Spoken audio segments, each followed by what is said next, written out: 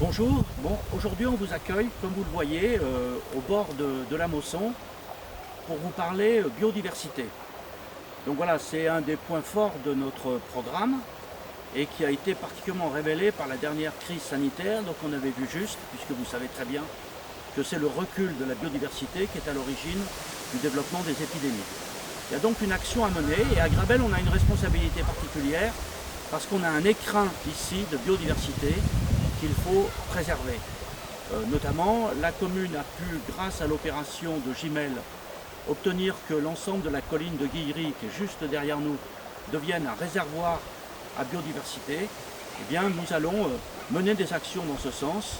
Et pour vous en parler, eh bien, j'ai demandé à Jean-Pierre Bernier, qui est dans notre équipe et qui va s'occuper particulièrement de la biodiversité, de vous expliquer un peu les actions que nous envisageons. À toi Jean-Pierre. Voilà, merci René. Voilà, effectivement, l'équipe a à cœur de se remettre en œuvre autour de la biodiversité. C'est pour cette raison que j'ai rejoint l'équipe de bénévoles. Voilà, je travaille à l'Office français de la biodiversité. C'est un sujet qui m'est extrêmement sensible. Et je propose donc à la commune de Grabel de mettre en œuvre un atlas de la biodiversité communale. En fait, il s'agit simplement de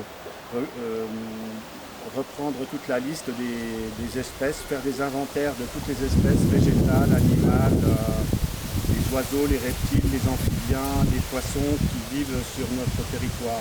Parce qu'ils sont les garants d'un patrimoine exceptionnel autour de Montpellier, à travers lesquels il est absolument impératif aujourd'hui de veiller à la préservation et de trouver des orientations et des raisons pour bien préserver, protéger cette biodiversité dans laquelle l'homme vit en son sein. Donc pour cela, il est nécessaire de faire participer tout l'ensemble des habitants de la commune de Grabel, surtout des jeunes, pour s'approprier ou se réapproprier peut-être pour certains ce patrimoine qui nous échappe parfois au fil des jours par des tas de réalisations, la bétonisation, les constructions, etc. Il y a encore au niveau de notre patrimoine des espèces vraiment très intéressantes qu'il va falloir mettre en exergue pour pouvoir préparer des plans d'action. En fait, cet atlas servira comme un outil de nous apporter des orientations de préservation pour des réouvertures de trames vertes, trames bleues, trames noires aussi. Il y a 75% d'invertébrés qui vivent la nuit et c'est très important de les préserver. 25% de vertébrés. Dont on dépend tout un cycle de vie dont on fait partie.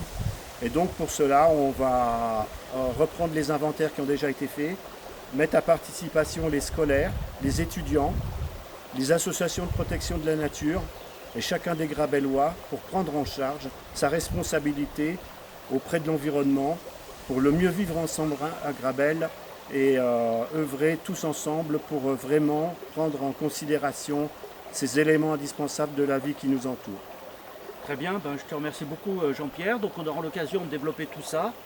Tous les citoyens intéressés par cela, les associations sont mobilisées.